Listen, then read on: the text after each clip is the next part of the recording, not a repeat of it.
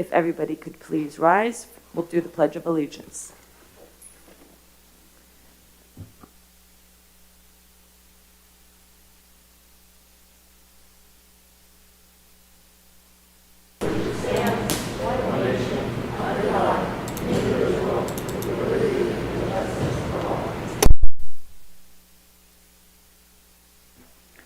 Ms. Fennick, if you could please do the roll call. Sure. Mrs. Bays, Present. Mrs. Epstein, Present. Dr. Block, Ms. Brooks, Present. Ms. Gilliar, Present. Mrs. Melkonian, Present. and Mr. Smith. Present. Thank you. Thank you.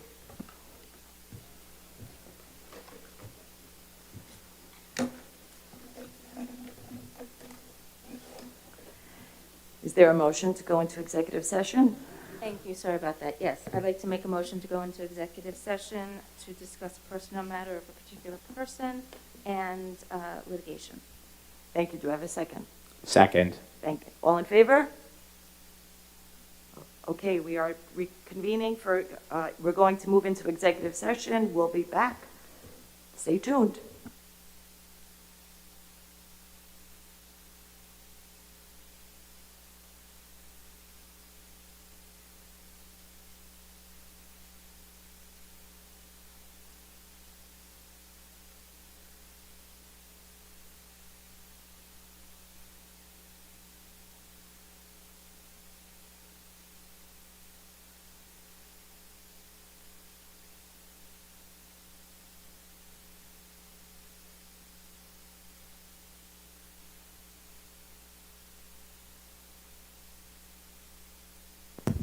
Oh, I can talk here. Talking 1, 2, 3, 4, 5, 6. Okay.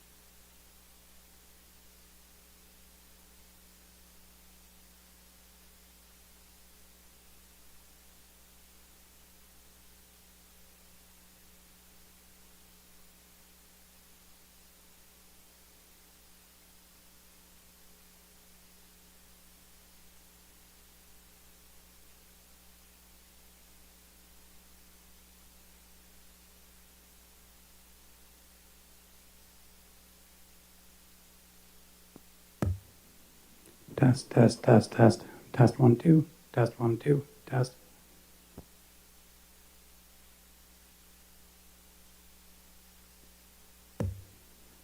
Test 1, 2. 1, 2. 1, 2. Test.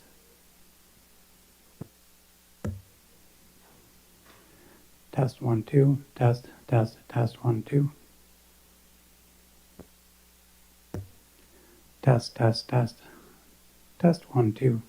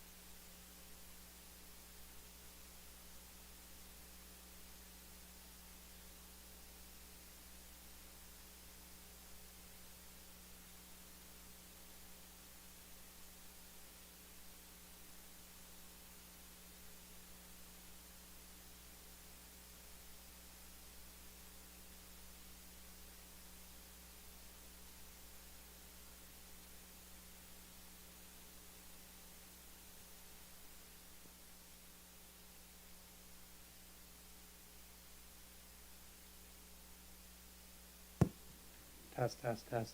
Test, test, test, test, test. Test, test, test.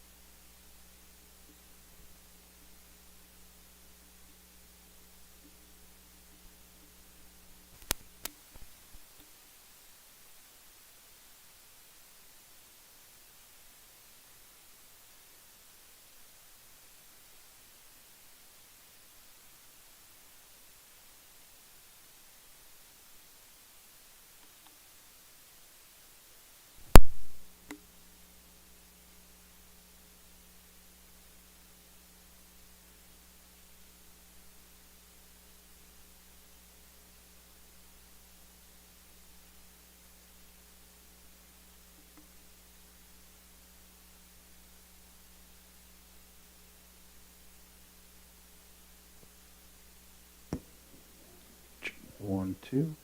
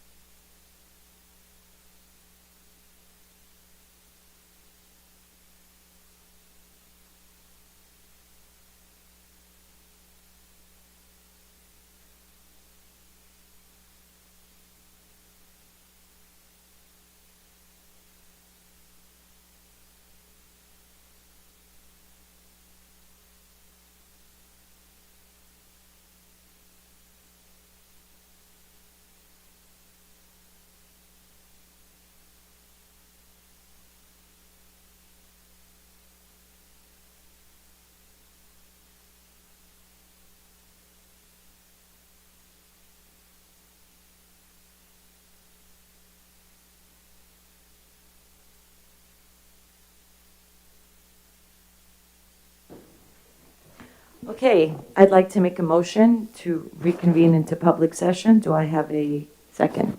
Ms. Brooks, all in favor? 7-0. Okay, thank you. I would now like to make a motion to adopt the agenda for September 21st, 2021. Do I have a second? Ms. Epstein, all in favor? 7-0. Okay. Thank you, everyone, for being here tonight. Welcome back to school. I would just like to let everyone know that while the Board of Education has been meeting over the summer, this is actually the first meeting of the 21-22 school year. We've been busy working with the district to help make enhancements on how we conduct our business in a more productive and more communicative manner. For example, you may notice that we are seated differently amongst us, and that is to represent that this is really a meeting of the board, an opportunity for the board to get its work done. We also offer a summary of the meeting highlights, which is posted within 24 hours on our district Facebook page and on our website. Lastly, for those of you here tonight and those tuning in at home, you may notice that you can hear us loud and clear, I hope. Over the summer, we made some audio enhancements so that there is no excuse to ever miss a single moment of our meetings ever again. Aren't you all happy, board? Everybody can hear us. A shout out of thanks to all who have worked to make our voices loud and clear and to get this in place for tonight's meeting. Thank you. We are excited to start the year with such great and continued forward motion. We were delighted to see our students and staff flooding into the building on September 2nd. And speaking of flooding, on behalf of the Board of Education, we would like to extend a special note of gratitude and recognition to our custodial and maintenance staff who worked tirelessly throughout the night, literally throughout the night, to make sure that flood waters were out of our buildings so that we could safely open without delay. Thank you very much.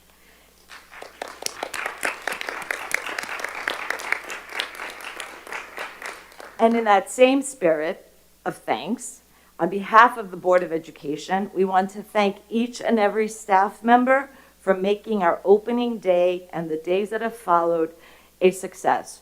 We truly appreciate all your efforts educating our children and getting back into the buildings again. Thank them.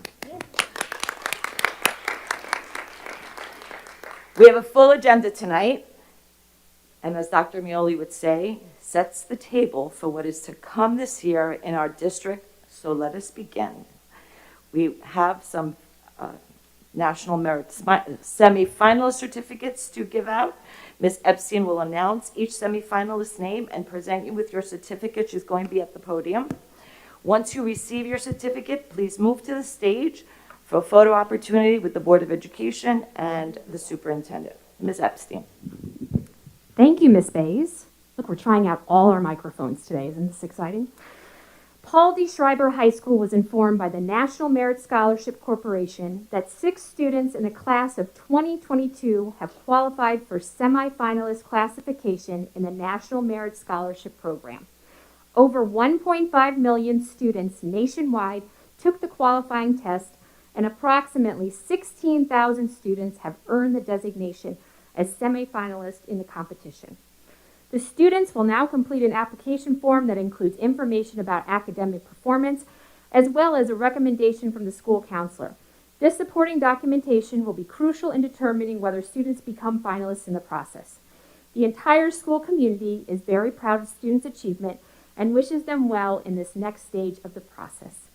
Please join me in loudly honoring the following Paul D. Schreiber High School students. I'm going to call you up one by one, and then as you start, you're going to go right up to the stage so we can take a picture. Hannah Brooks.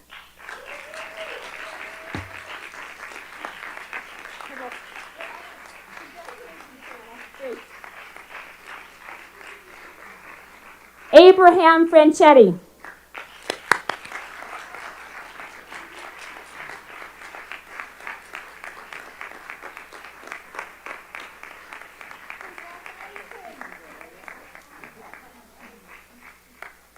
Natalie Parker.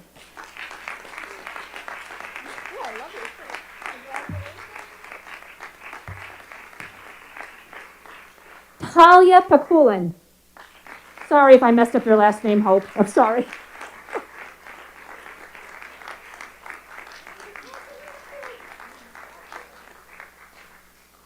Benjamin Schiff.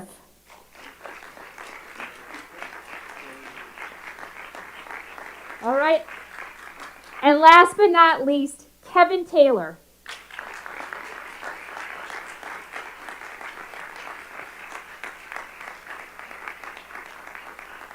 Congratulations, Kevin. Well done.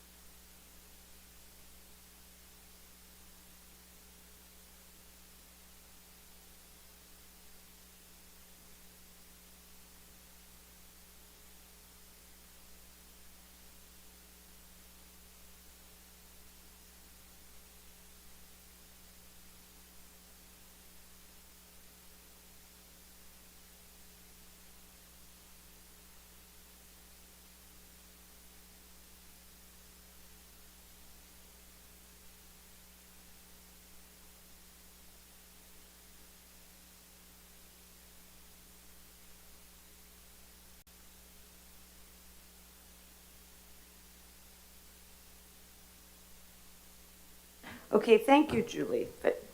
We will now move on to enrollment. Dr. Shields, if you can give us a report, please. Of course, thank you. So the enrollment report was run this past week on September 15th. At this time, we have 5,219 students. That's 50 less students than we had this time last year. Thank you. We move on to the report of the superintendent. Dr. Hines. Welcome, everyone. I see our administrators in the back. Great to see you. I see some of our teachers and staff members here in our audience, and for those who are here virtually, welcome to our board meeting. And I'd like to give a special thanks to Kevin Scully and, well, some others, of course. We have Jim Restano and Ryan Maloney for actually making this happen with the sound system, as President Bays said before. It was something that the board really wanted to correct very quickly over the summer, and here we are at our September meeting, which is important because we have two very important presentations tonight. Dr. Mioli will be speaking about our work, our very important work regarding vision, mission, portrait of a graduate, and a few other things. And the second thing I will do, I'll have the honor of working with and communicating with Ms. Bays, our board president, regarding district goals, which we will begin to unpack very soon. For our students who were here, I don't think you're here anymore, and I totally understand. Big congratulations. Listen, the reason why we are here is for you. Everything that we do, every decision that we make is for you to make sure that you fulfill and maximize the talents and potential that you have. And so more to come about what our plan is moving forward in a few minutes. So I'm going to move forward with the second part of what we want to discuss before we go into our presentations, which has to do with our reopening committee.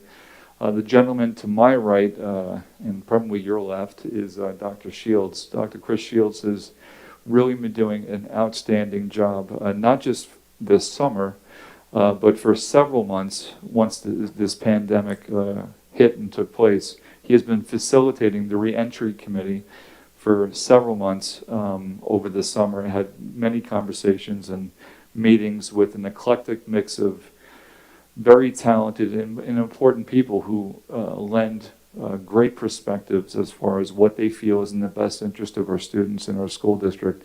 And with those conversations, I think you have seen some of the outgrowth of what that is. So I'm going to turn it over to Dr. Shields to provide a summary of what we've been talking about, what we've been focusing on, and what we will continue to do as this year unfolds. Dr. Shields. Thank you, Dr. Hines. So by way of an update, I just want to make sure the community is aware that we meet every week to discuss how we're delivering the guidance that's provided to us by both the New York State Education Department and the New York State Department of Health. We have ongoing communication as well with the Nassau County Department of Health. The committee has published a plan on our website that is updated as needed. It was most recently updated on September 15th. It can be found under the headlines section of our web page for those of you who haven't seen it yet. Some recent modifications to the plan include only accepting PCR test results and also letting siblings stay in school if their siblings have symptoms. The committee has also discussed the following topics recently. For example, the requirement for all staff to be tested weekly if they're not vaccinated. This was a requirement set forth by the New York State Department of Health, and we're in the process of putting that into place. And the staff has all been informed of how we're going to do that. Today we reviewed the requirements for masking in unique settings like singing and playing wind instruments. The guidance says that you can only be unmasked in these instances when you're at 6 feet. So when it's possible, we will employ that. But most of the time that we have wind instruments being played, it's under 6 feet, and at that time they need to be masked. We've also been discussing how we communicate to the district when we have a positive case. Dr. Hines will be sharing a new table format of positive cases each Friday, and close contacts will be contacted at the school level. We do understand that some parents have asked that whole classes be informed of a positive case, and we're taking that under consideration. We spoke about this just today in our meeting, and we were going to revisit it again at our October 5th meeting. I'm especially pleased that we have 3 members of the board on this committee, Dr. Block, Ms. Bays, and Ms. Epstein. So they are well informed of the conversations and the decisions that we make through this committee process. I'll turn it back to Dr. Hines. Thank you, Dr. Shields, for that overview. And as many of the board members know, actually all of our board members know, we meet every Tuesday. So we will continually update not only you as a Board of Education, but certainly our community as well as we make these decisions. And a big thank you to the committee members who take time out of their very busy days to meet with us every Tuesday to make these recommendations. Before we go on, I'm going to ask if there are any board members that have any questions. So I saw Mrs. Brooks first. Thank you. Dr. Shields, thank you for the overview. In the new guidelines, do I understand when you said the siblings can be in school if another sibling has symptoms, or if the other sibling is confirmed positive? I was referencing when there's symptoms. We used to have in our plan that symptoms would be sent home. Siblings would be sent home when one of their siblings had symptoms. We've removed that language from the plan, that siblings can stay in school if one of their siblings has symptoms. Of course, if they're a confirmed positive case and they're deemed a close contact, they also would need to be out of school. Thank you. Ms. Gilliar? I was also going to ask about the siblings. Is that in line with the CDC recommendations? Have they changed their recommendation at all, or is that outside of the CDC recommendation, what we were doing anyway? We were being cautious. We thought it was a prudent thing to do at the time. But at this point, the guidance that we're all getting is all about keeping children in school and really addressing those that are confirmed cases and those that are close contacts. Of course, those families would continue to monitor their children if there was any need to. So a sibling with a pending PCR test, their siblings can go to school at this point? Correct. Mr. Smith?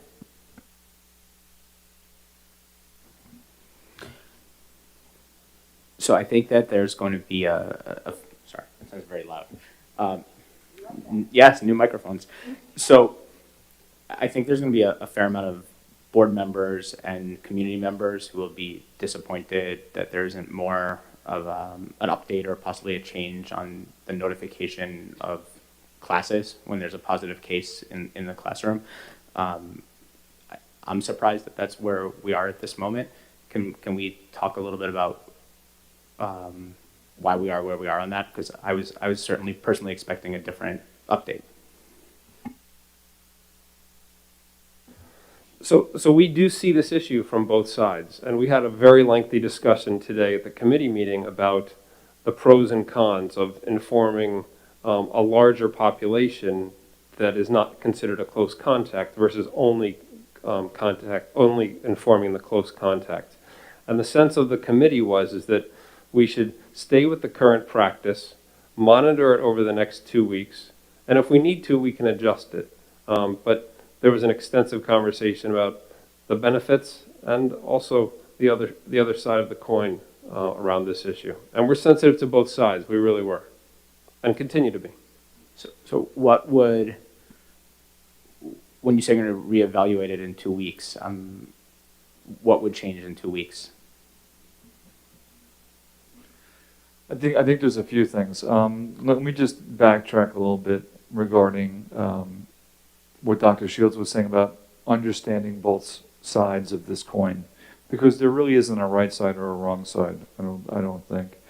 And if we had those 4 agenda items, we probably spent 85% on this one, really looking at the implications, looking at potentially, do we just notify elementary parents as opposed to secondary parents? What does that mean as far as notifying if you have a student who's, let's say at Weber, and they have 7 or 8 different classes? Do you notify? Do you go through all of those, through those different teachers to the parents? There's a lot of things to consider. And I think the general consensus was, listen, this was the initial recommendation. It hasn't really even been a week. Let's at least look at what we have in front of us. And your question is, what will be in front of us? I think number of cases, I think, to be quite frank with you, as far as how the board feels as we continue to move forward. And then looking at the perceptions and the perspectives from our principals as well to see what their feedback is. The one thing that I think is really important is doing our homework as far as what other districts are doing as well. And again, I'm not a big fan of comparing ourselves to other districts in some capacity, but in this one, I think there is one of our neighbors who has a weekly report as opposed to relying on what New York State has as far as their dashboard. We would create our own dashboard that's timely, that's updated whenever there is a new positive case that parents within our community would have access to right away. And so we wanted to at least allow that to take place and marinate for a couple of days. Let's see how, or I should say 2 weeks. Let's see how it goes. We reconvene, and then we can address it at our October board meeting. So Dr. Hines, just to recap, we are going to be doing this dashboard for this week, right? We're not doing it in 2 weeks. We're going to put it into effect this week. That is correct. So the dashboard that we have is truly up to date. It's broken down by school, and what the parent or the community member will notice is the total number of cases that we have within a district, within each building collectively over time, and then on top you'll notice in that row the number of new cases for that week. So you'll be able to parse out 2 different pieces of information. And again, let's roll that out there for 2 weeks. Let's receive some feedback, and then we can make that recommendation to the board moving forward in October. Are there any more questions? Ms. Gilliar? So I have a big problem with this decision. I mean, I definitely am always going to be on the end of wanting to be more transparent and give parents more information.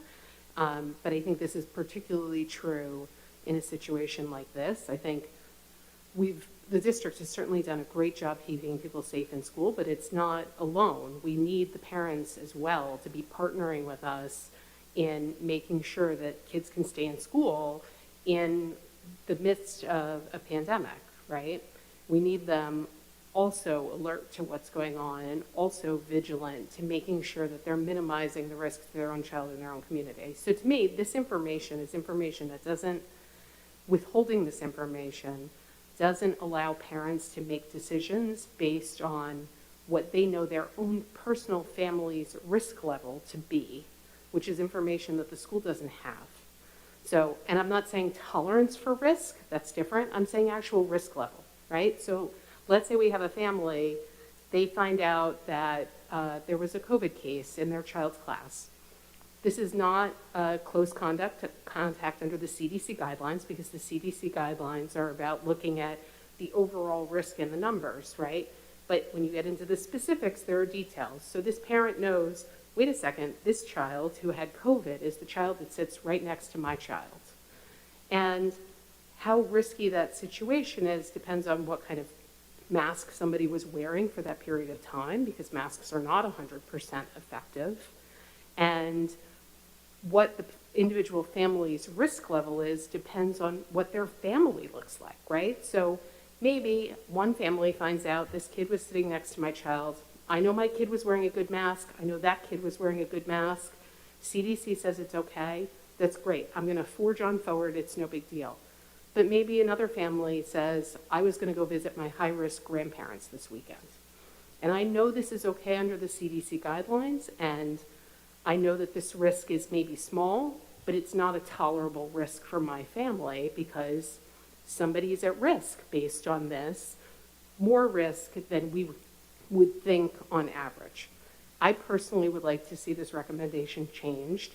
I understand the reason for going to the weekly notifications, that maybe people didn't want it to be bombarded, but I think when there is a COVID case in a classroom, it doesn't make sense to me why we would notify about strep and wouldn't notify about COVID. And I know we're not legally obligated to notify about strep.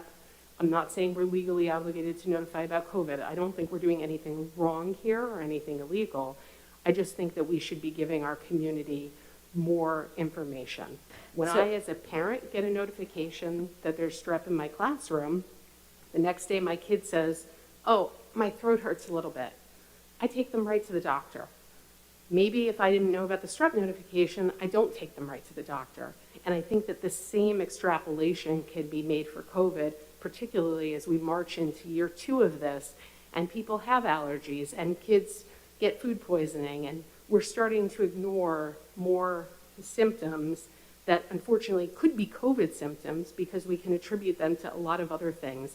This is a good development that we're able to move on with our lives, but the flip side of it is that if a parent knows that there was a case in a class, maybe they will react differently to seeing some small something out of their child, and maybe we contain a little bit of spread. Ms. Gilliar, I'm going to cut you off. I think we understand what you're saying, and I think what the committee spent a long time discussing this, and the committee, just to backtrack a little bit, all children are wearing masks in school, and so there no longer are quarantines based on the mask sitting next to you. So if a kid is sitting next to you and you have COVID, you do not have to.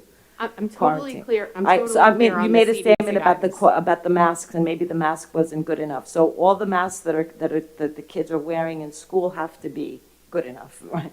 I just wanted to make sure we were clear. Okay, so just to be clear, I'm talking like straight science here, right? I'm wearing a mask that I know is 99% effective, right? Somebody is sitting next to me wearing a cloth mask that has 2 layers in it, or a mask that's cloth that's been washed repeatedly. We're going down to a much lower level of so now we're going to effectiveness. debate, right.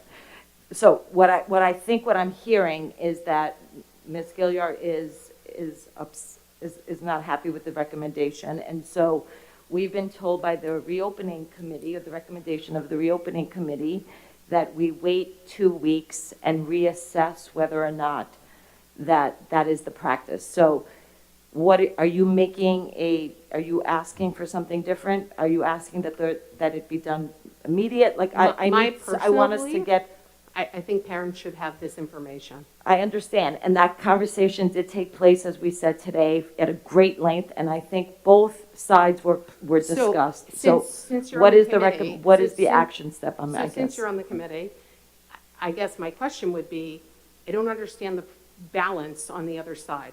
What is the good reason for withholding the information from families?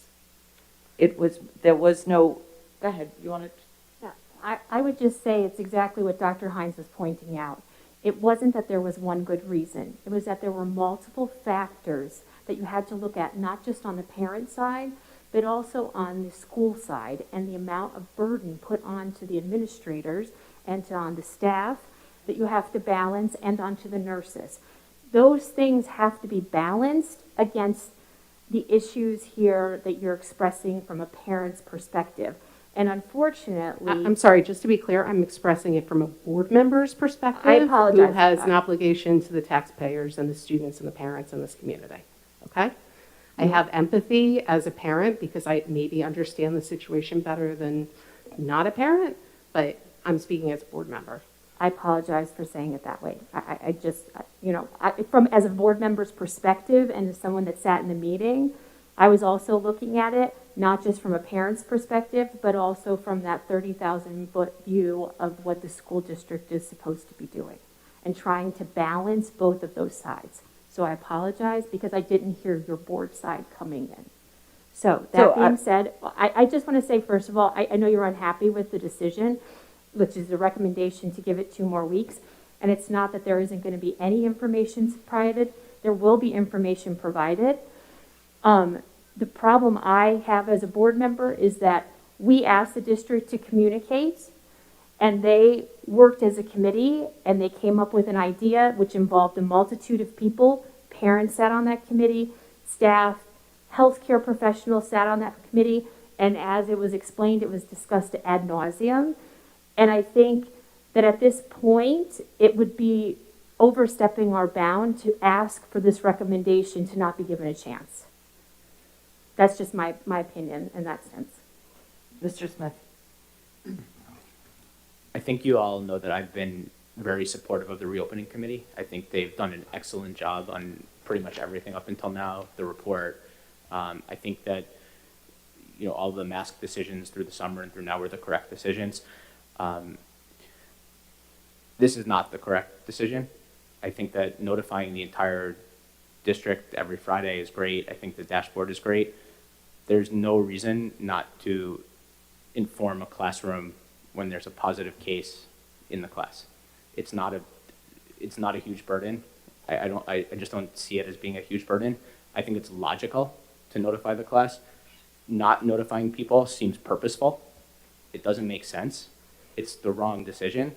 And I'm not necessarily, I don't know what the mechanism is to, are we expected to receive the recommendation? I don't know who they're actually recommending to, but my opinion as a board member is the reopening committee did not make the correct decision here. And I'll leave it at that. I don't know what the next step is.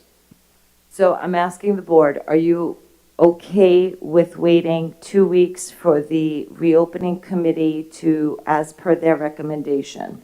And if, to give them the 2-week recommendation to continue the system the way it was, and that they would be evaluating it as they meet continuously week after week and come back with a different, but can I just ask something before we do that? Are you asking for notification for all grade levels or just on the elementary?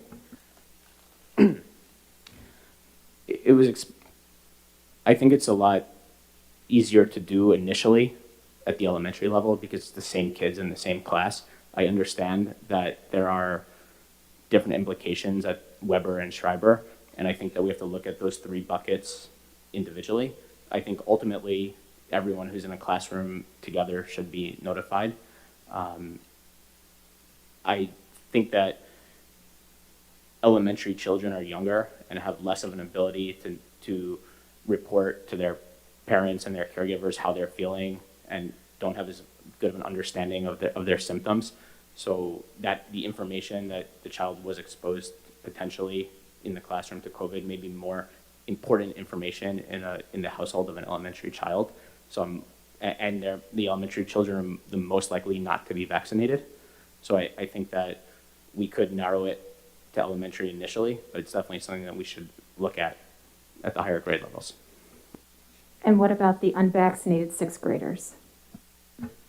I think it applies to all the schools, but we have to treat each of them, I guess, individually. Okay, so I'm going to just try to wrap, I think Dr. Shields and oh, wait, I'm sorry, Deborah. I'm Ms. Brooks, I'm sorry. It's okay. I didn't know we were going to be having a discussion about this. I'm actually glad it was brought up. I think that parents should assume every single day that their child is in school that they have a potential risk of being exposed to another child with COVID, whether they're asymptomatic or not. So I think that, I mean, I can't make parents do anything, but I would hope that parents are being vigilant regardless of whether they're being notified if a child has a sore throat, that the parent is erring on the side of caution regardless, because we are in the age of COVID and that's just how it is. Again, I can't make them do anything, but that would be my aspirational goal. But if the district is in possession of information, I don't know why we would not want to share that information with the parents, especially the parents in a fairly static classroom. I know that we no longer have the pods at Weber, and we certainly don't have pods at Schreiber, but so somehow we would have to deal with that. But the parents are finding out about it through neighbors on Facebook, and I think that is creating more anxiety. But you know, well, how come I don't know? Well, who told you? And I think that if it can come from the district, it will have I would hope, a calming effect, a transparent effect, a unifier. It's a unifier, so nobody has to rely on Facebook or a word of mouth from a neighbor. So that would be my perspective. But I don't know what will change in 2 weeks. What will we revisit? Are we waiting for more parents to complain or parents to say, great, thank you so much? What are you seeking in the next 2 weeks in order to make your evaluation? So all the concerns that our trustees are bringing up, we talked about, as President Bay said, a few different ways. One was our concern was raising the anxiety potentially for other parents if they were notified. If we go back to last year, when it seemed like, and I think it was very accurate actually, there were letters coming almost every day, sometimes several times a day. And the feedback I received when that was happening, even though we were being proactive and being very upfront with what was happening, I have, and I think the board has too, received information from parents that it was too much information that was coming at once. And that's something that we don't want to do, is raise the anxiety levels of some parents. Now, on the flip side, because it sounds like you can say, well, you're raising the anxiety of parents because they're not being notified. I think there are two different ways to do this. But what I can tell you, and I know President Bay said this before, you had a real cross-section of our school community who is there this afternoon who really took this very seriously when they made this decision. And so I don't want any trustee to think that, this wasn't well thought out. What we're asking for is to at least allow more than a week for this to move forward to see where we are, and then we revisit it. And to Ms. Brooks, to answer your question, what will we look for? I know the board's received several emails, a handful, maybe more than a handful of emails of parents who were not happy with that initial recommendation. That is feedback that I think is important. We need to acknowledge that. But again, it wasn't the whole district. It was some parents who were concerned. And so moving forward, I would ask that our building administrators, my team here in district office, to see what other forms of feedback that we could acquire and then make a recommendation moving forward. All we're asking for, and I've said this a million times, this is set in sand. It's not set in stone. So give us 2 more weeks, and then let's come back and have another conversation about it.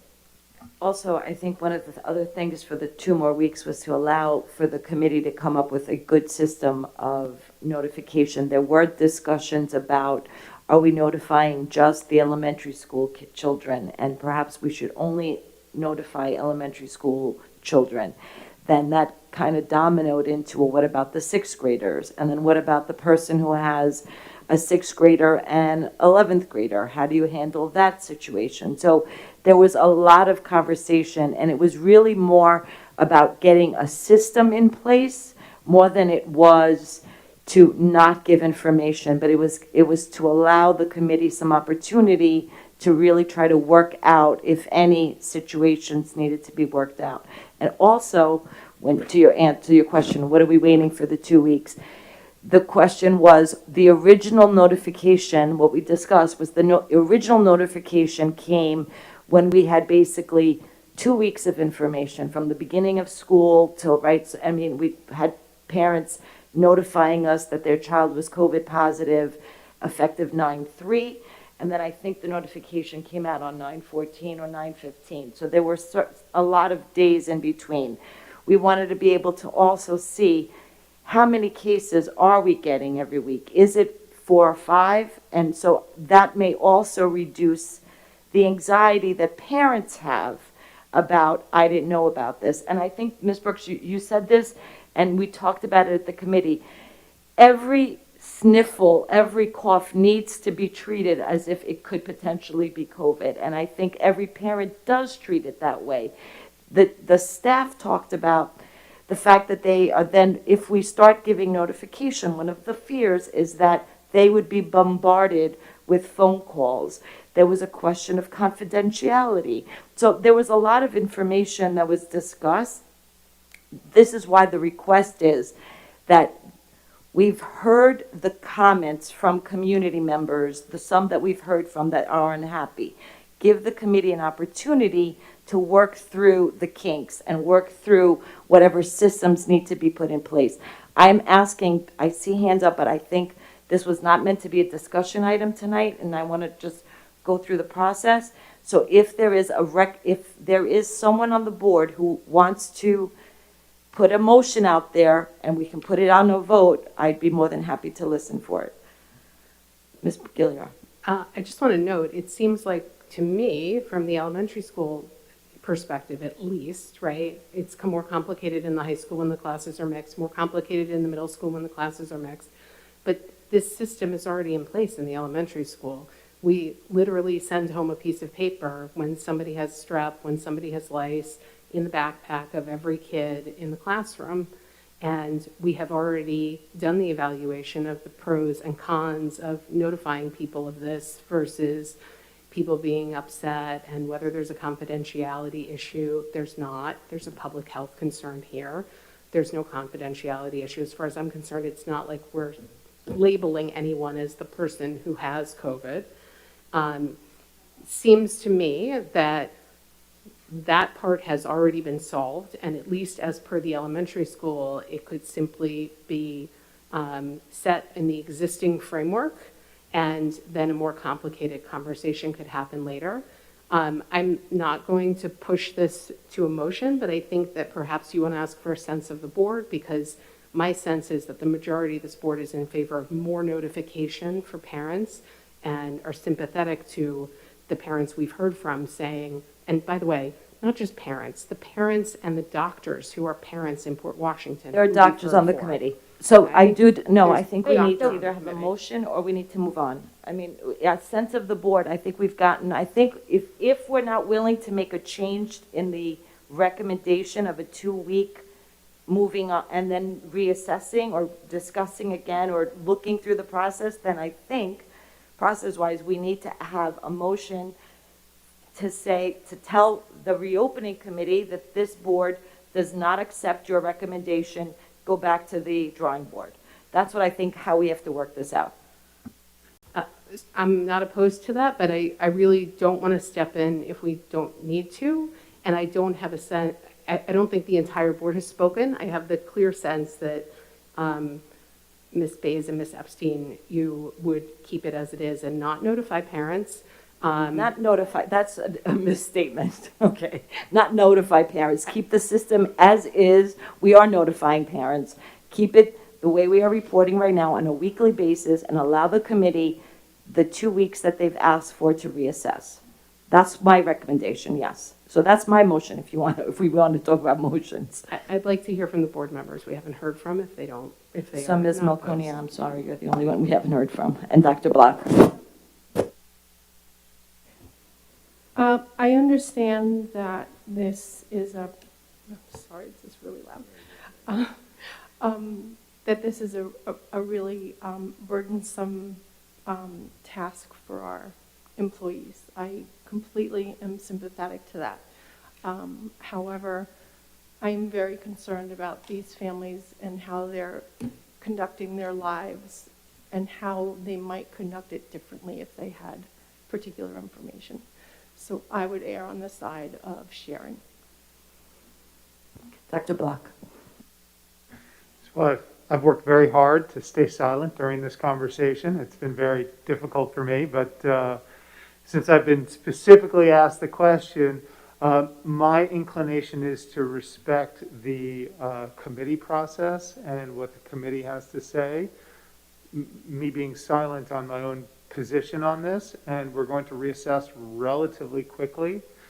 Then that's all I have to say about it. Thank you.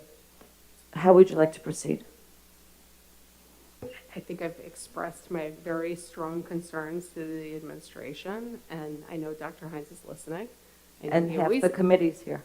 I know he always does, and I will leave it there. The only other thing I would add is, remember, we have many children who were fully virtual last year, whose family has had various risk factors, who may not be totally comfortable being in the building, and being able to know that whatever case is in the class, is not in the class, is further away, is something that may impact their behavior and also may impact their anxiety level. Mr. Smith.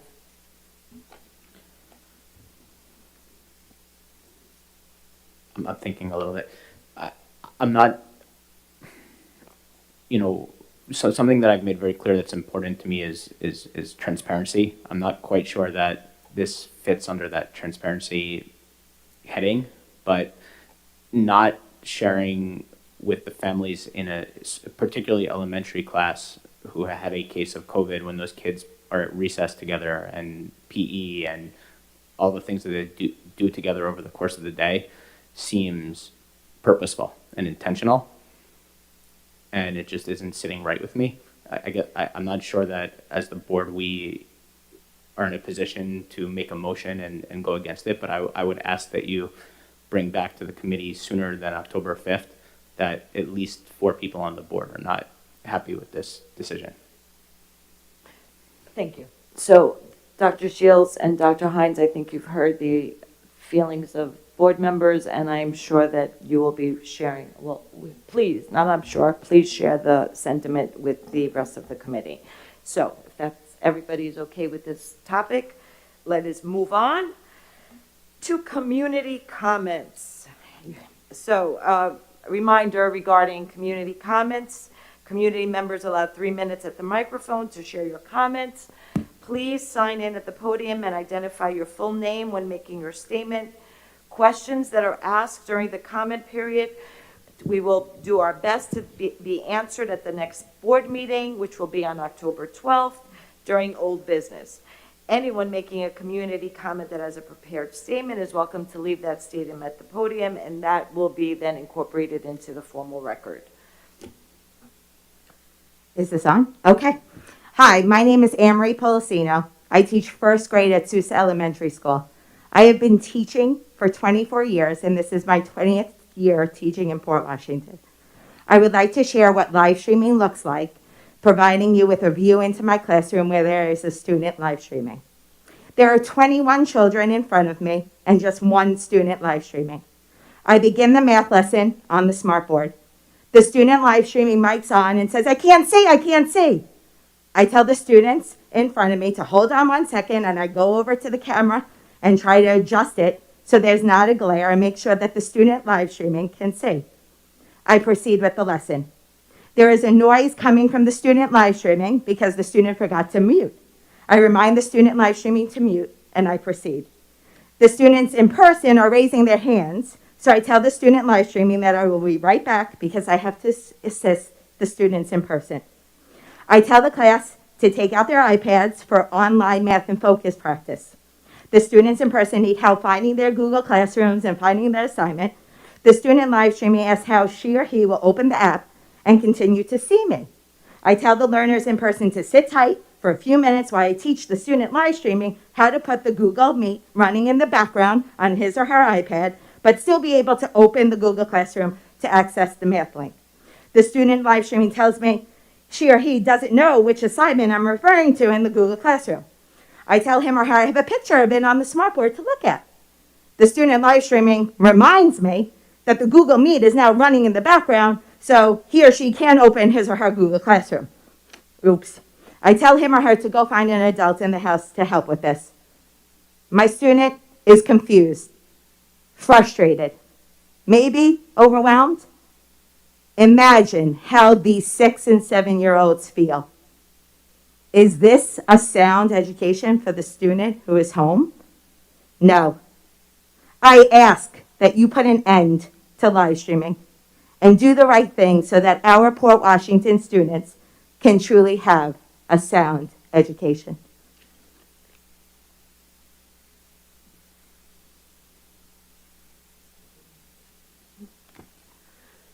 Good evening.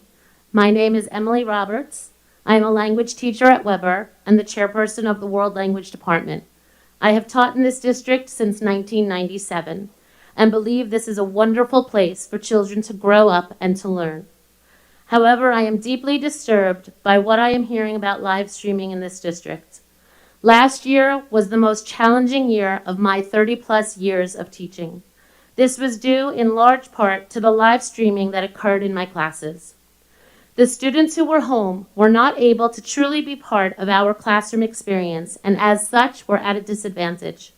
Despite gargantuan efforts, these students were not as engaged as the students who were in school. How could they be? There were constant technological issues that caused them to either lose connection, not be able to hear, not be able to be heard, not be able to access material that I had posted.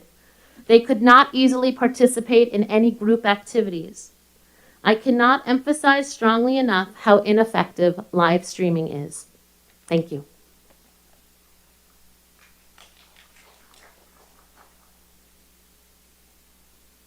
Any more community comments? No, thank you. Okay, we will move on to a presentation by Dr. Mioli on a portrait of a graduate and vision mission update. Dr. Mioli, you have the floor. Thank you. Come gather, Port Washington, hear what I say. Time to now redesign how our kids learn and play, and accept that our graduates' needs are revised. If their time in school is worth saving, so we'd better start planning or they'll soon be surprised. Education is a changin'.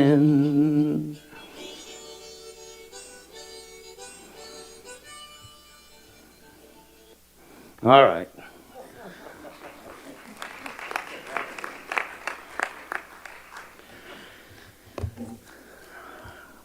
Oh, Robert Zimmerman still has something to say to us, almost 60 years later, right?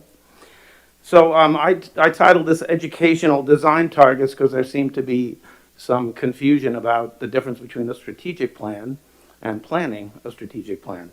So I'm just going to, in my part of the presentation, talk about curriculum instruction and assessment and the targets that we have met and that we are looking to meet in the near future. So our vision and mission statement was brought by the committee to the board at the end of May. It was adopted in June, and that kind of nicely ended the year for us. I'll show you a visual of that in a minute. Over the summer, we did have actually 2 visualizations of that vision and mission statement created, and I'll show you those in a second as well, in August, and I presented one of them, or at least showed it a little bit at a previous board meeting. And then we have been working with the administrative staff at an administrative retreat and in consequent meetings on core values. So what does it mean? Dr. Hines has been speaking about our vision and mission as the North Star, as our guiding light in terms of all the decisions that we make in education moving forward. And what that means is that there are certain things that we've kind of always done or always looked at in a certain way that are going to be challenged. And so we are looking at and trying to come to consensus on our core values, and there are a number of paradigm shifts that we are agreeing upon in terms of what that looks like moving forward so that we can get our graduates to have those competencies that we've now identified in the Portrait of a Graduate. So that's kind of one of the trains that's been running on the track last year and over this summer. A brief update on social and emotional learning. Our ruler training has continued. We had 2 teams trained through Yale over the summer. And as most of you know, we were fortunate enough to have Dr. Mark Brackett, who is the director of the Center at Yale for Emotional Intelligence. And he gave, right at Weber, a really great opening keynote speech for our entire staff. And so we will continue that work. We have worked over the summer. We have another team being trained through Ruler in October. And 2 of our teams were trained as turnkey trainers so that those people, those educators are now turnkey training in their buildings all of the other adults. So we are looking forward to having all of the adults, including, by the way, the Board of Education and Central Office, who went through a training in April and May last year. We're looking forward to having that continue through this year. And in addition, there are a number of buildings that are starting to roll out the ruler approach in their buildings with students. Equity and access. This is the kind of second train that Dr. Hines keeps talking about. And as I think you all know, we had a root cause report template, which was released in September. That committee continues to meet, and the committee recommendations, I think, are due in October. So that first phase of that committee's work will be coming to an end, and then they'll be making their recommendations. So that's kind of the what we've done, where we've been, and where we're going with those 3 big initiatives. Next. So I was taught long ago to say what you're going to say it, and then tell everybody what you said, just to make sure that everybody got it somewhere along the line. So this is all a repeat of what I just said, but I want to show you the visuals. On your right is the vision and mission statement, set of statements that the committee prepared and that the board adopted in June. And then there are 2 portraits of a graduate, and those are just visual representations of that vision and mission. The first one in the middle, I presented at a previous board meeting, and it actually contains every word that's in the vision and mission. The other one, which I'm showing at least publicly here for the first time, has a reduction of words, and it's really, the portrait of a graduate is meant to be hung everywhere. It's kind of like our district logo. It's meant to be a reminder to all of us that, again, this is our North Star, this is where we're heading, this is what we're looking for our graduates. And so those medallions, I think, maybe represent more visually what that portrait of a graduate represents. It's a little easier to digest as you're walking by it.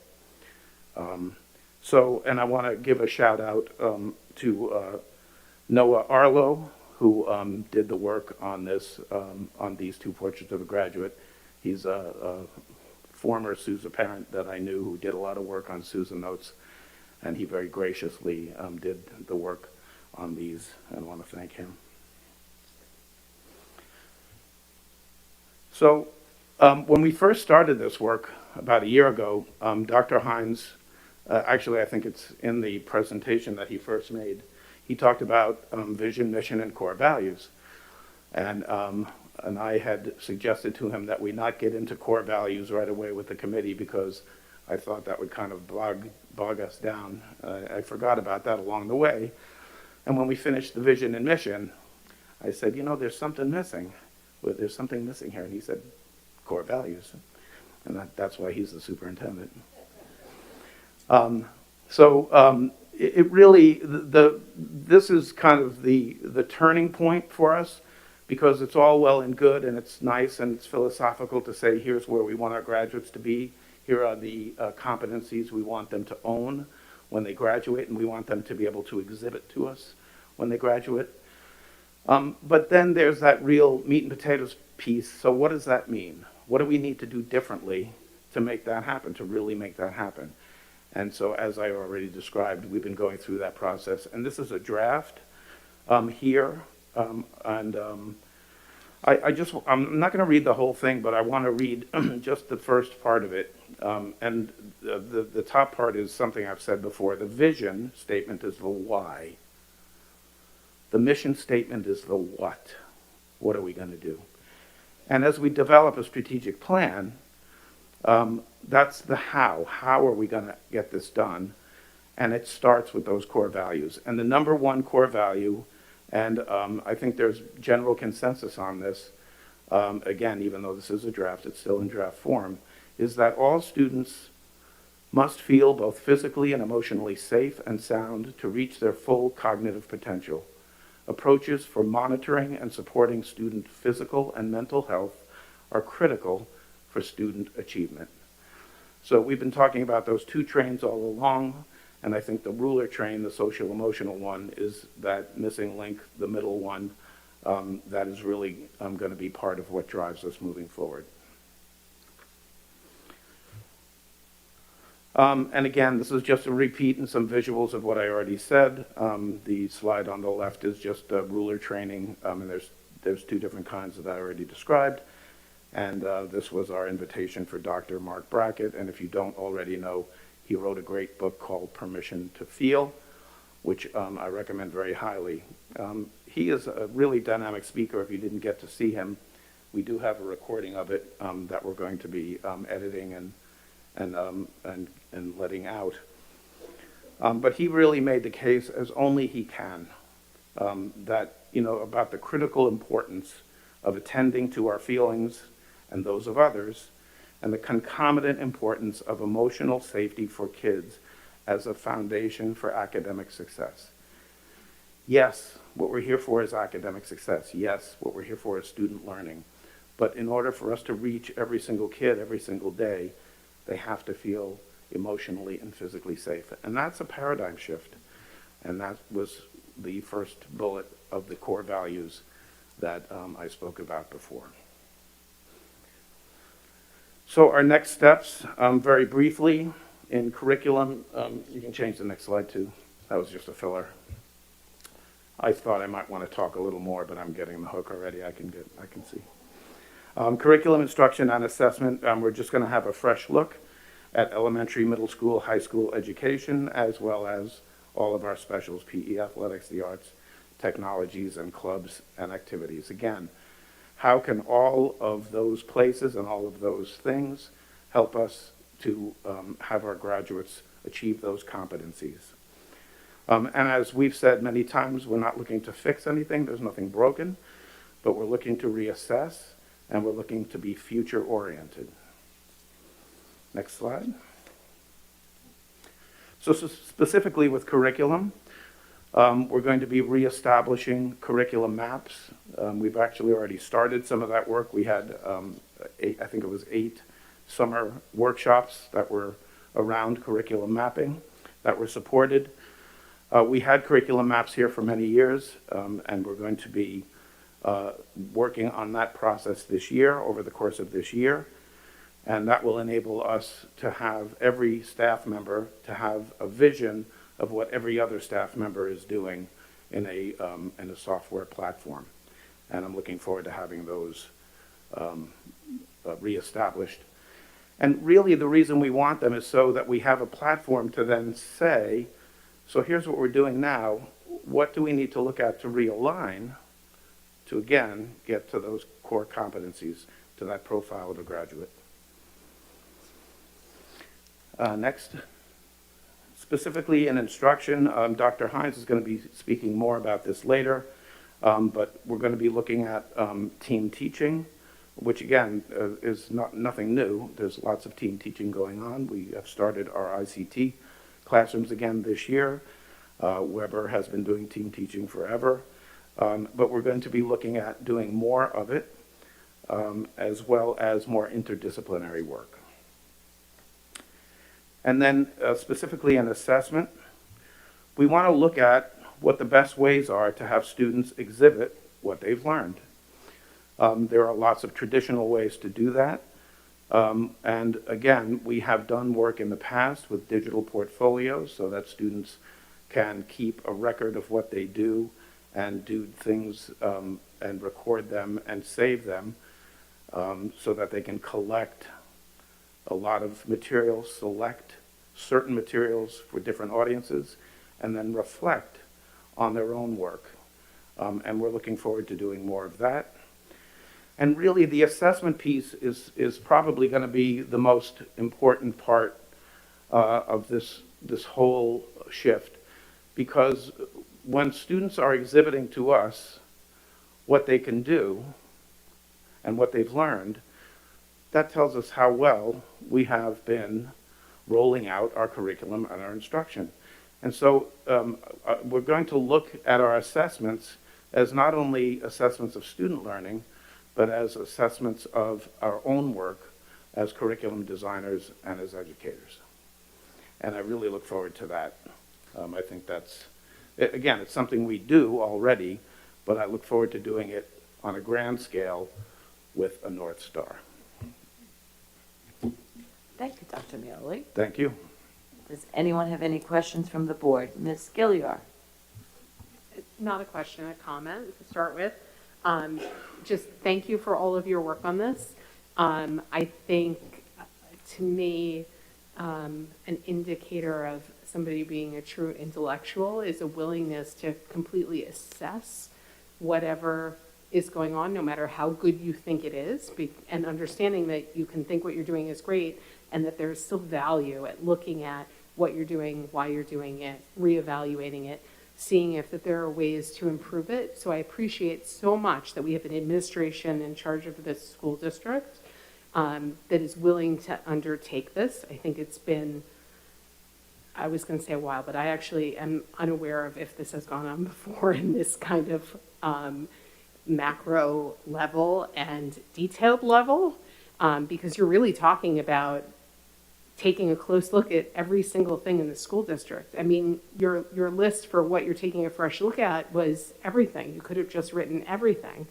So thank you for the mammoth amount of work that's been done so far, and that is pales in comparison to the amount of work that you have now set out for yourselves to do. So it's a thank you in advance, and for keeping us informed on all of it as well.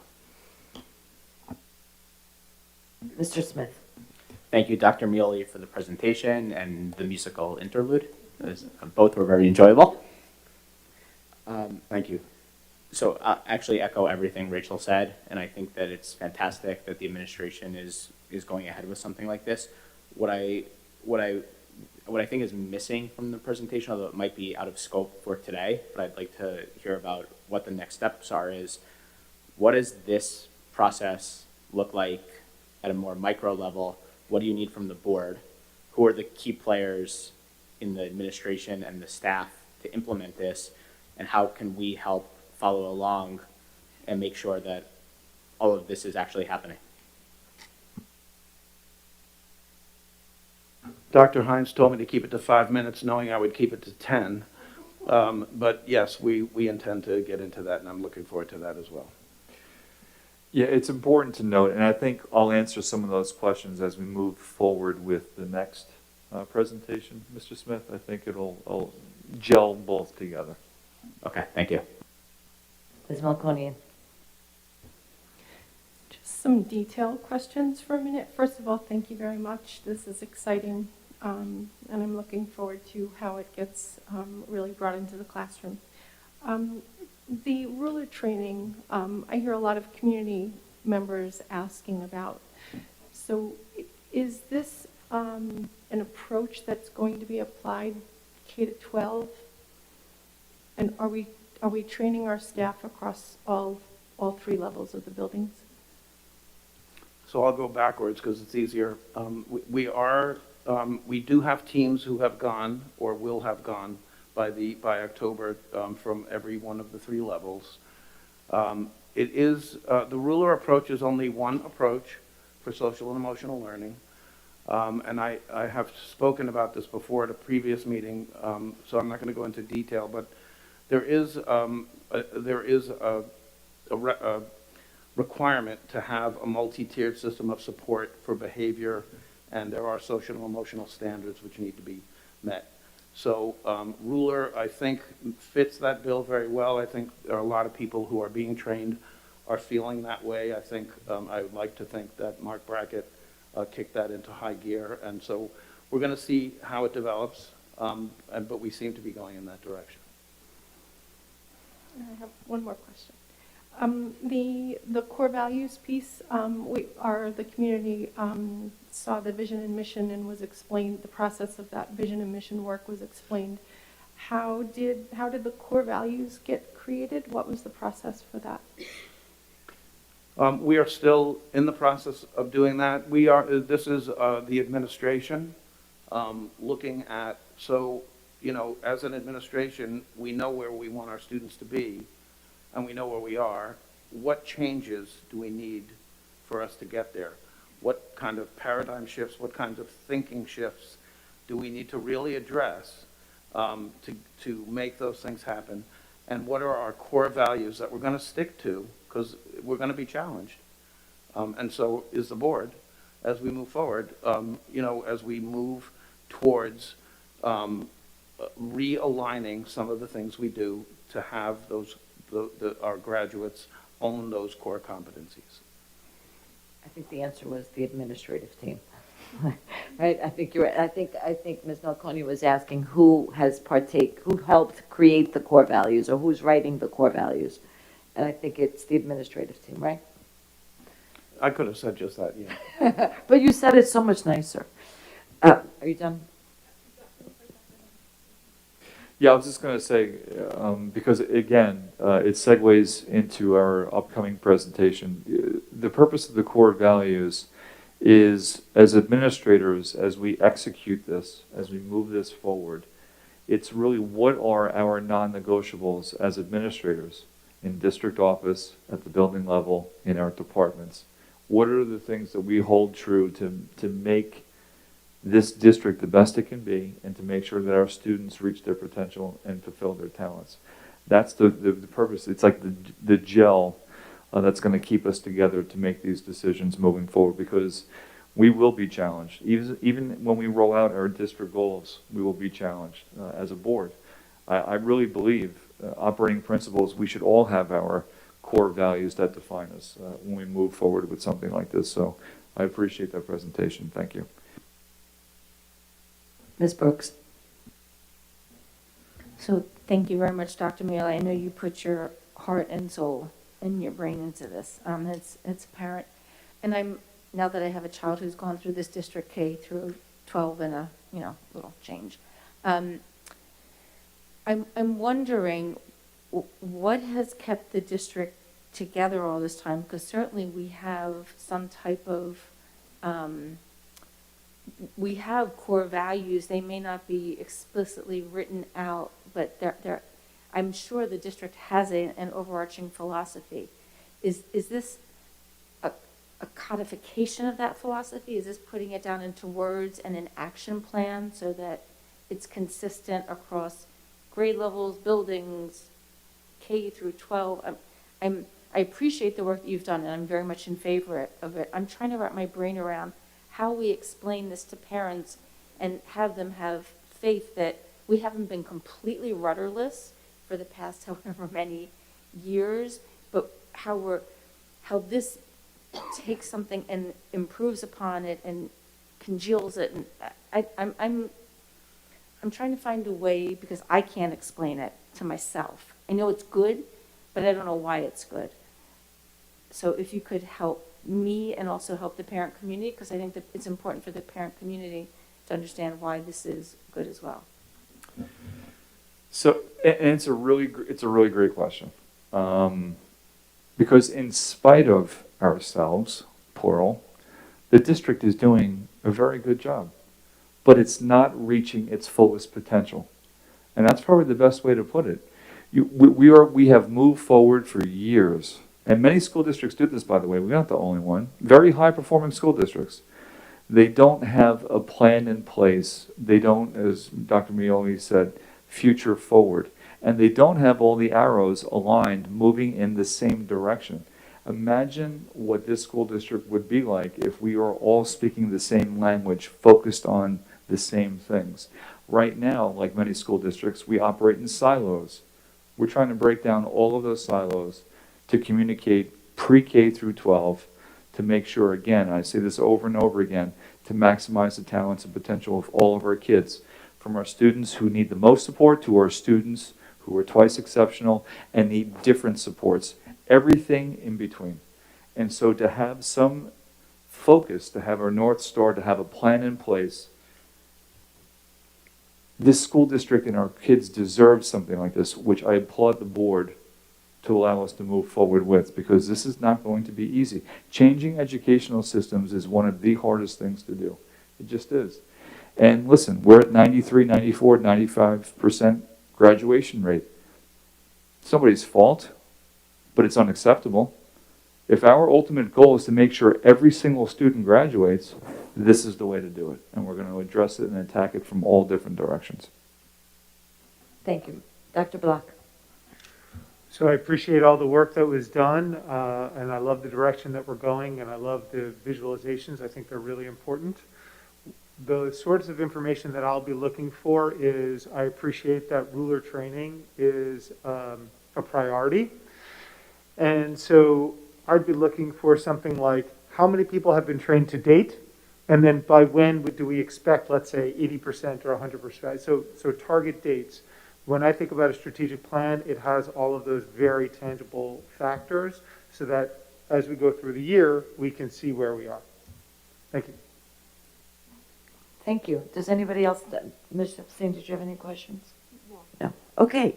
So we do have a leadway to this, and as our board members have been asking, the next topic that we will be discussing is our district goals. And some of the changes that the Board of Education took on this summer through development was to look at our goals development process.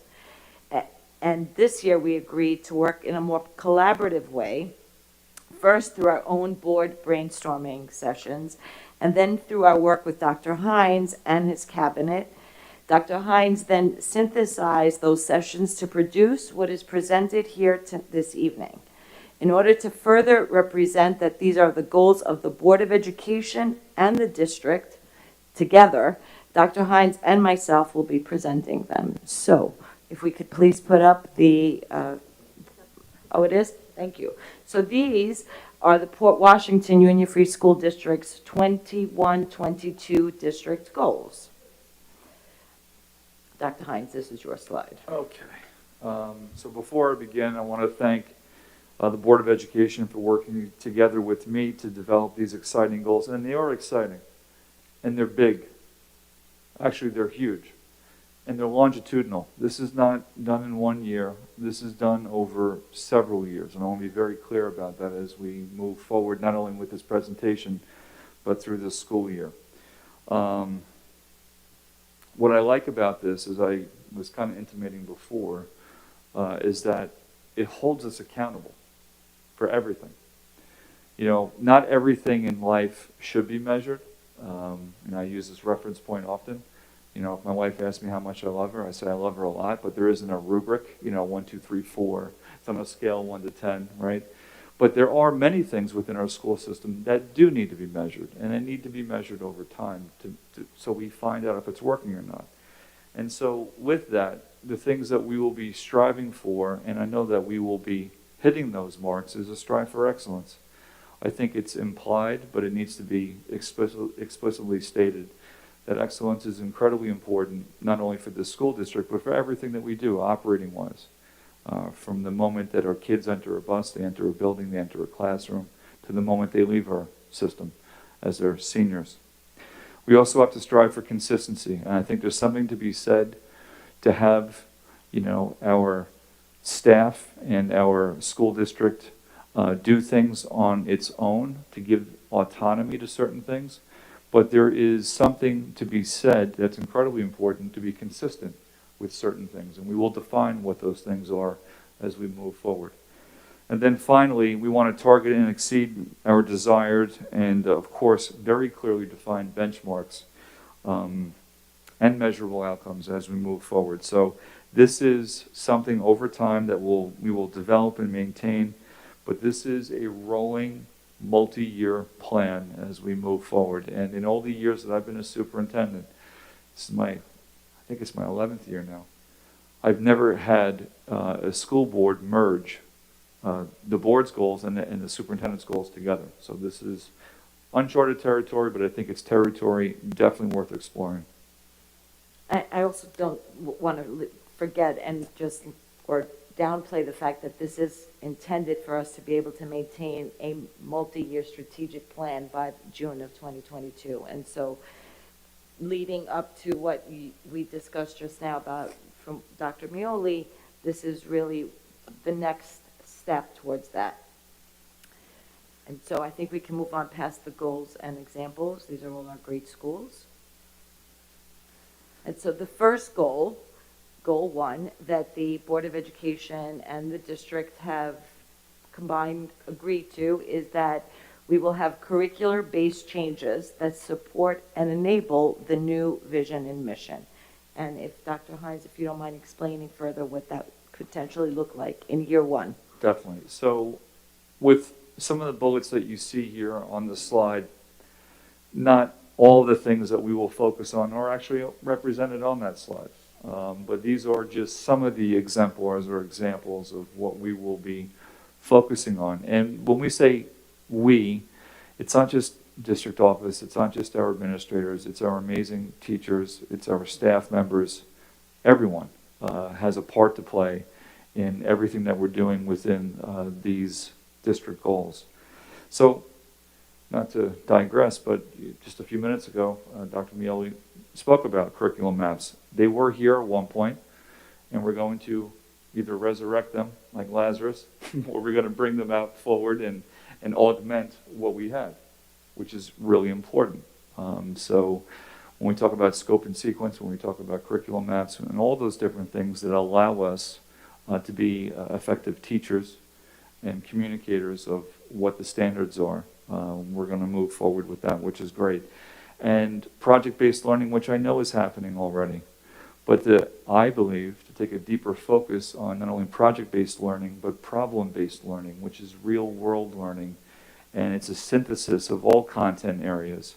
In the real world, you don't just focus on ELA, and then you focus on math a half hour later. Everything is integrated, and there's a relationship between these things.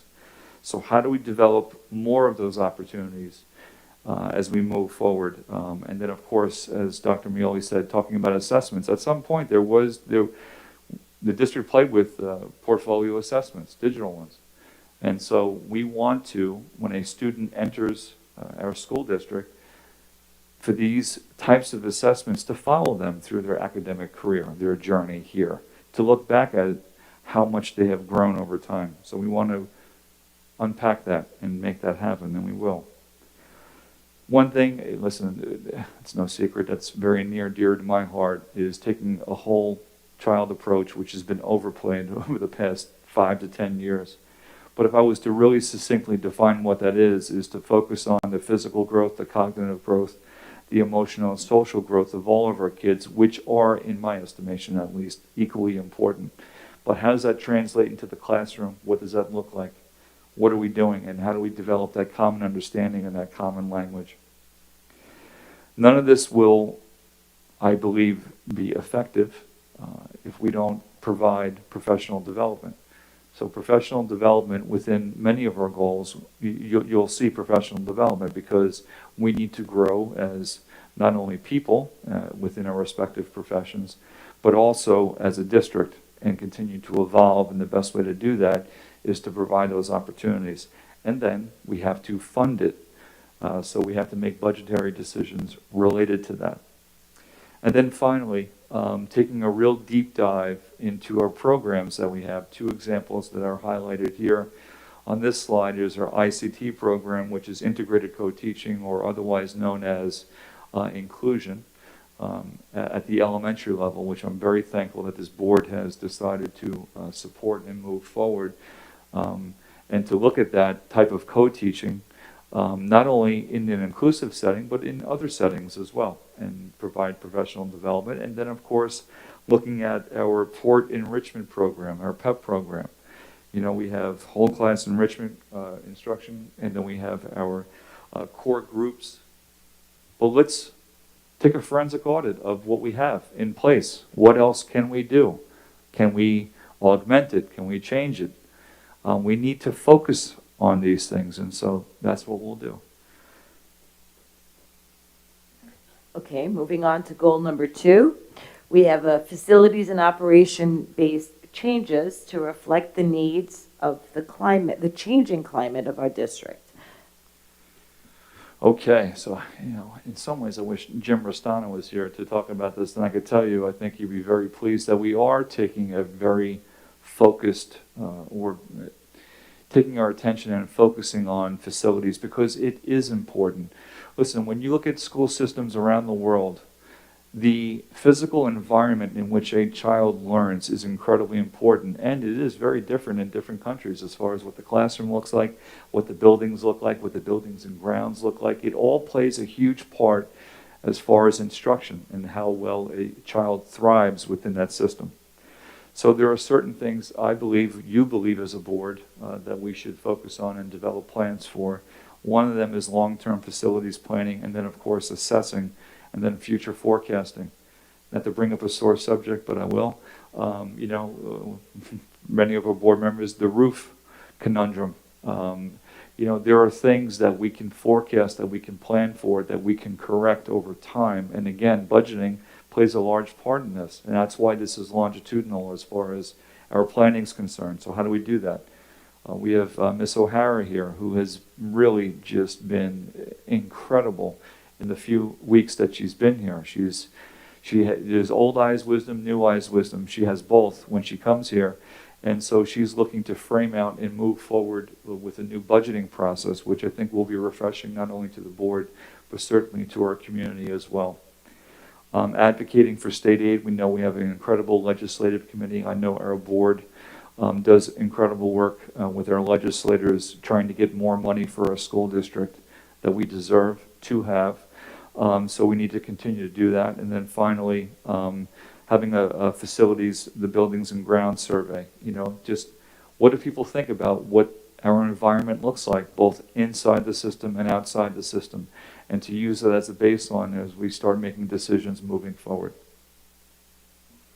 And goal 3, diversity, equity, and inclusion work. Okay, so, and again, this is not in priority order. These are just there. But this is something I know that's very near and dear to our board, which is our DEI work, which is diversity, equity, and inclusion work. As many of you know, we've been partnering with NYU Metro. They have been incredible as far as highlighting some of the things we need to focus on.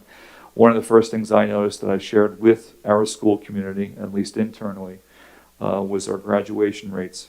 And then looking at our subgroups and how some subgroups are underperforming, and not just in one year, but many years. And again, not pointing fingers, pointing at facts. And the facts are we need to do a better job. And so what are some of those things that we have to do? Identifying and supporting student needs at all levels, not only pre-K through 12, but certainly all levels on the spectrum of students who need extra support, and then those students who may need to be evaluated on the other side in the sense of They are they're doing so well cognitively, but they're not challenged enough, and there are other opportunities that they need. And how do we assess those particular students? And then, of course, I call the kids who are in purgatory, somewhere in the middle. What are we doing with our kids who are in the middle? As far as, when I say in the middle, that's not a bad thing. It's just kids who are there. What can we do that's new and different to make sure that they are supported and they are stretched as much as they can be?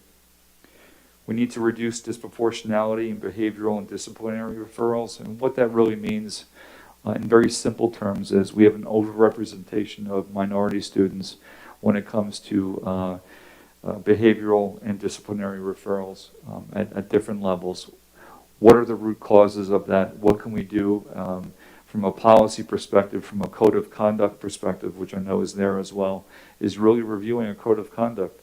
And again, taking a deep dive into that. And then, of course, focusing on professional development, because change rarely takes place unless we collectively provide those opportunities for growth for our staff. Oh, and sorry, and one more thing. And one of our board members mentioned this before, and I failed to put that in there for two reasons. Well, one is I forgot, and not because it's not important, but because we have been working on this for some time, and we need to continue to do that, and we will. And so I'm thankful for that advocacy, is language access for our families. As this community knows, we have a new ENL director, Ms. Zarate. We also have some new hires as well, as far as bilingual hires within our secondary levels, that will be focusing on this and moving forward with some exciting initiatives that we will continue to move forward.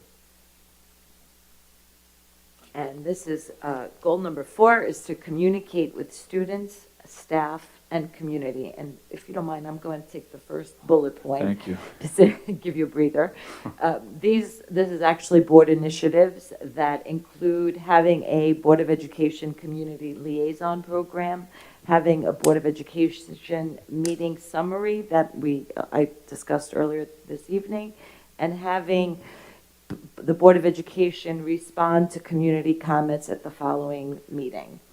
Now you could take the rest. Okay. So you can see there's a lot of different layers to communication. One of the things we've learned over the past, at least for me, over the past 18 months, is how important communication is, both internally and externally. The arrows going inward, the arrows going outward. So one of the things I've heard from one of our trustees in particular was the onboarding of new families. What can we do to make that experience, A, better, and then B, focus on our families in a way where they feel part of the system before they're actually even a part of it. So that experience is something that we're going to focus on for whether it's a new kindergarten student, whether it's a transfer student who's coming to Schreiber potentially in 9th grade, wherever it is. What are some of the things that we can do better? The website, the bane of my existence at least, and I think for some of our board members. We need to modernize it. I think we're stuck in 1986. And it's no disrespect to anybody who's worked on it, but we need to really reframe it, redo it, actually throw it out and get a new one. I know many of our community members, was that a clap? Thank you. I know many of our community members utilize our website, which is great news. And to the best of our ability, we are working with what we have, but we need to make it better, and we will. So that is a goal. As I said before, reviewing all communication systems and actually developing multiple ways to improve based on a review process. Looking at the feedback loop, both from the board, both from also with our staff, and just as important, and maybe if not more important, from our community, as far as looking at those feedback loops and making them happen more often, and then using that information for decision making. And then finally, a district and building level climate survey. I think everybody can and would agree that the climate within our respective buildings and the climate within our district it's important for us to know what people are thinking and feeling. And last, but certainly not least, goal number 5 will be to assess ongoing and new initiatives. So with that, we're looking at quarterly updates to the Board of Education regarding initiatives that we're looking to move forward and planning for. And as you can hear, Dr. Mealy had quite a few that he's currently doing and planning for. And giving the board more data, more information, so they are in the loop as far as what's happening in short chunks and also looking at the big picture. So we're going to focus on that, coupled with the Board of Education wanting to self-assess itself, which I give them a lot of credit for. How can they, as a board, individually and collectively, increase their capacity to make this organization better? And then finally, develop metrics to assess authentic learning. I want to underscore authentic learning across all grade levels, pre-K through 12. And Dr. Mealy touched upon some of this, but this will be a reoccurring theme as far as developing those experiences for our students. Thank you, Dr. Hines, and I want to also thank everyone for all their hard work, my fellow board members, you, Dr. Hines, the administrative staff that have worked to put a lot of work into putting these goals together for this year. They clearly will help shape the direction of the strategic plan. So these will all be posted on our website along with the vision and mission and the portrait of a graduate. And Dr. Hines, we do look forward to revisiting the progress of these goals throughout the year at future board meetings, and again, eventually June of 2022, having our strategic plan. Does anybody on the board have any questions? I mean, this is all our joint work, but did you have any questions? Rachel, Ms. Gilliar, sorry. It's okay, you can call me Rachel. Not a question, a comment. Dr. Hines already mentioned this, but I do want to highlight too for the community that this is kind of a remarkable thing to have the board and the superintendent work together on district goals like this, and also remarkable to have a board and an administration that are so much on the same page about the direction of the district and willing to tackle so very much at the same time. So first, I want to thank you on behalf of the parent community, because I think this issue of excellence and striving for excellence, I think, has been something that many, many parents have been asking for years and years. And I don't think it's that anybody was ever opposed to the idea of excellence per se, but more that excellence had kind of gotten a bad name, because there was the implication that if you talked about excellence or you talked about success, somehow you were really talking about only paying attention to your high achievers and acting like that was more special and deserved more attention. And I think when I look at these goals all together, I see a very cohesive picture of a district moving into the future and improving things for all children. And it's very clear to me that excellence here means providing the best education that we can for every single student. And that means meeting them where they are and raising them up as far as they can possibly go for who they are. And that success, likewise, gets defined by who that student is and getting them where they can go. And that becomes clear to me because you're looking at true measures of achievement and understanding how to assess students. You're working on the ICT classrooms and adding those to the district. Thank you for bringing them here. And also doing this detailed look at our PEP program and how we can improve that as well. And you yourself just mentioned all the students that we're talking about in the middle who, even though we say the students in the middle like that, they are also individual students with individual talents and individual gifts and individual needs who hopefully we will be catering to with all of this. So I look forward to seeing the many, many details on all of this as this year goes on and also in the coming years, because this is a big mouthful to bite off, and I know it's going to be many years of work, not just this set of goals. Mr. Smith? Dr. Hines, I know you thanked the board for working with you to put these goals together. But, on behalf of myself and the board, I also want to thank you for being open to working with us and listening to, what I think collectively all of the board members, wanted to see as the district goals. And I think, we all felt was representing our constituents as what they wanted to see for district goals. And, I know it was a very difficult past year, and you had a very difficult start to coming into Port Washington. You're here for 6 months before we went into a global pandemic, and we spent a year in a very strange situation. And, it was everyone was exhausted over the summer. And, I really appreciate that you are willing to take the bull by the horns and try to actually start with real meaningful change in the district where we are right now, and pick up where you, I think, had wanted to pick up when you came to the district, 2 years ago. So, I really look forward to seeing these goals realized, not just to you and the other administrators as well. Ms. Melconian? Just for clarification for the community, on goal 4, under communication, the top group of details was very board-driven in terms of its content. One of the descriptions was the community liaison program, and that hasn't been described, so I just thought maybe people would be interested in knowing what that is.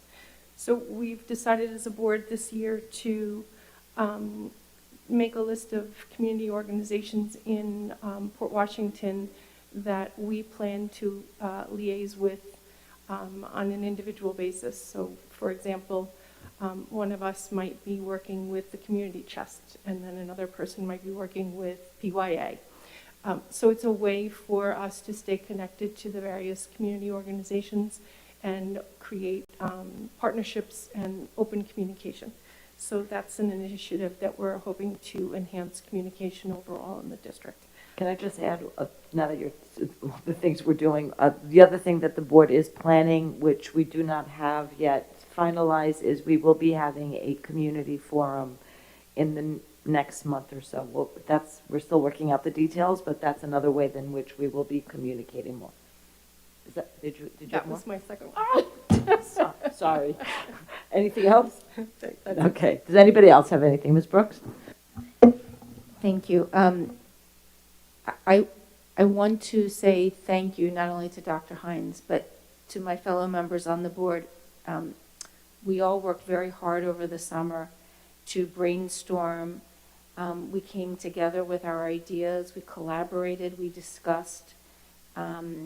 We deliberated. We really didn't debate. It was really refreshing to be able to sit in with We saved the debate for tonight.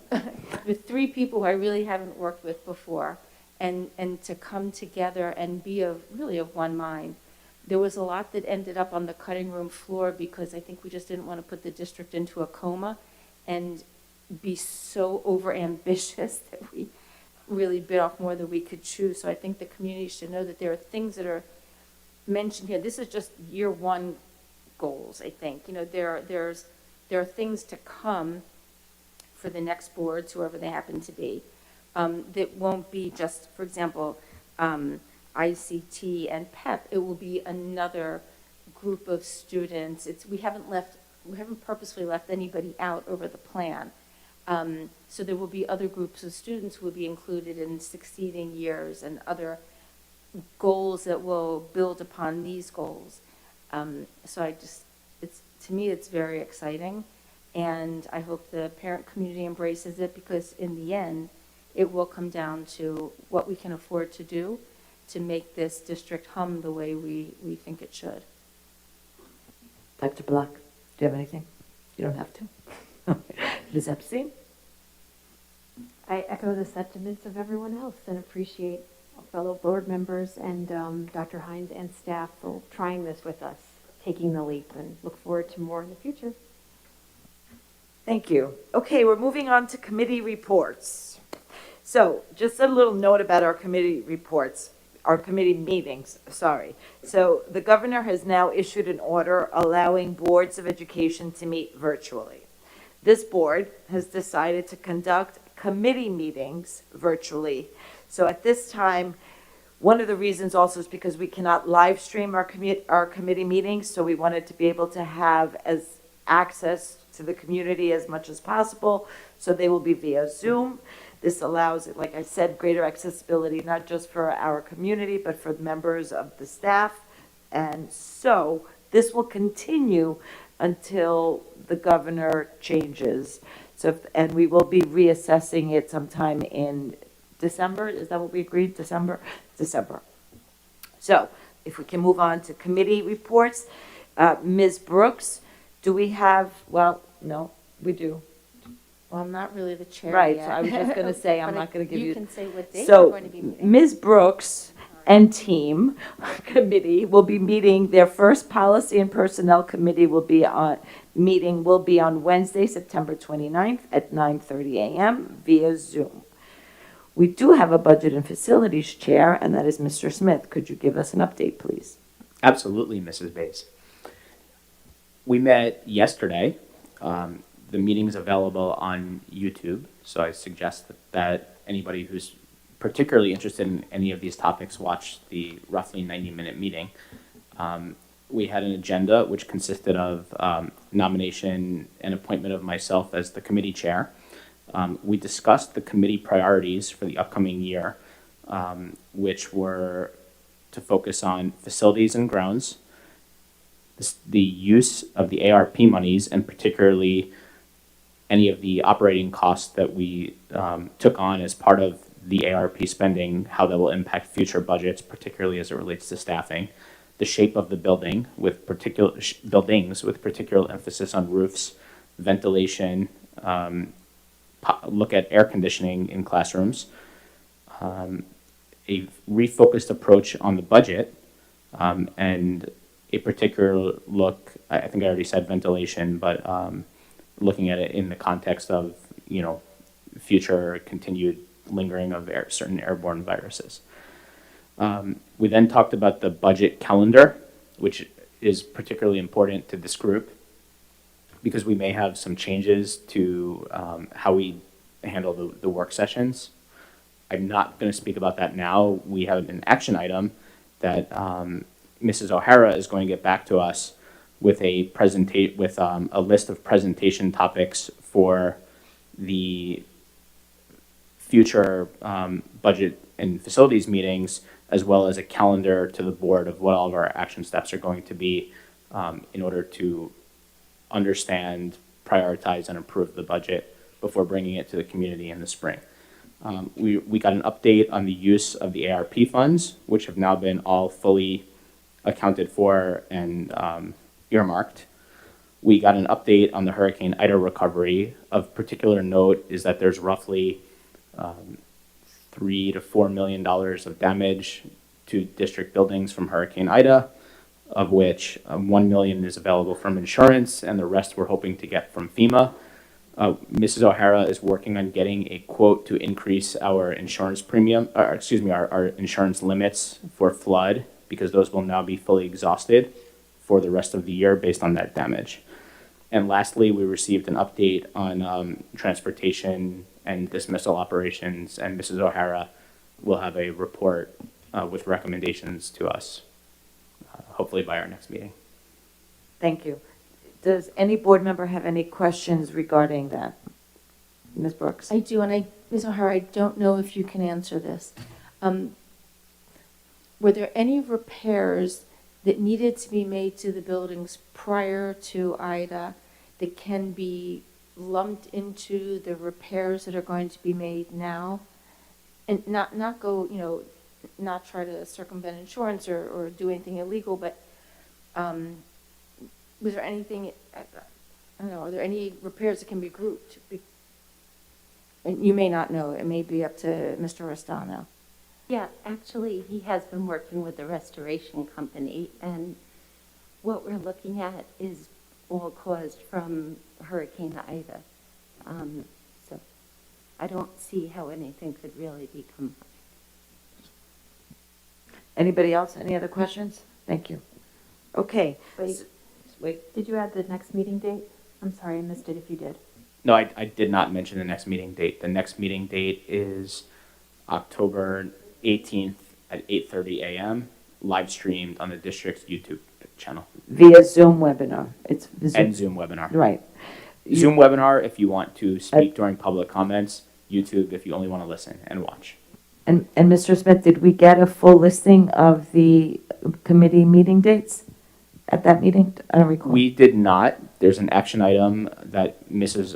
So what we planned, Mrs. Bays, is that the administration is going to come back to us with a list of presentation topics. So we're thinking that, for example, we may get a presentation from the elementary principals on what they see the needs are for their buildings, both facility and operations wise. When we have that list of presentation topics, which we hope to get at the next meeting, we're gonna, and as well as that list, we're also expecting a budget process calendar. So when we have those two lists, we will set all of the dates for the year. Great, thank you. And I question this because another thing that reminded me that we should remember for all of us is that we've committed to each other and to the greater community that our agendas will also be posted on the calendar when we get them. And we've also committed to post all our committee meeting dates on the calendar when they're available. So I think policy and personnel, the year, Dr. Shields, right? The whole year's meeting dates have been posted on the calendar, I believe. I think I saw. Yes, that's true. Right, so I'm just saying, for us, as a process-wise, if we get our calendar, if I get our dates, let's get them out so we can allow people the opportunity to know when we're meeting. We have not had our curriculum committee meeting yet. I believe, rumor has it that the first meeting will be Friday, October 1st at 9 a.m. I'm looking at you. Yes. Ms. Okay. We have not elected a chair yet, but that's it's why I'm saying Friday, October 1st at 9 a.m. Okay, via Zoom. Okay, so let's move on. I am making a motion to approve minutes and community comment sign-in sheet from September 1st. Do I have a second? Ms. Epstein, all in favor? 7-0, thank you. Okay. Are we? Sorry, thank you. We're at the consent agenda. Before I ask the board, is there anything that we want to pull out of the consent agenda? Oh. Julie should be really running this meeting, just saying. So before I ask, I just wanted to point something out. I'd like to recognize and thank the following for their very generous donations. We have an anonymous donor to the Daily School. We had the establishment of and a donation for the Carolyn Heath Memorial Latin Scholarship. And I would like to thank the Ed Foundation for their very generous grant donations for the spring and the 2021-22 school year. Thank you very much. Now, is there anyone that would like something pulled from the consent agenda? No. No? No. Okay. So I would then like to make a motion to approve items 12.1 to 12.6.3. Second, Ms. Brooks. All in favor? 7-0. Okay, moving on. Sorry. Personnel, sorry guys, I have pages. Any new business? Anybody have any new business? Anybody have any old business? Old business would be where we have community comments answered, but we did not have any questions on September 1st. So we now have a second opportunity for the community to be heard. And the provisions that I stated before apply. Anybody would like to speak? Dr. Block, you okay? Going once, going twice. Okay, then I am making a motion to adjourn. Thank you, everyone. Our next meeting is October. Oh, I didn't get a second on the motion to adjourn. Second, okay. 7-0. Our next meeting is October 12th. See you then. Thank you.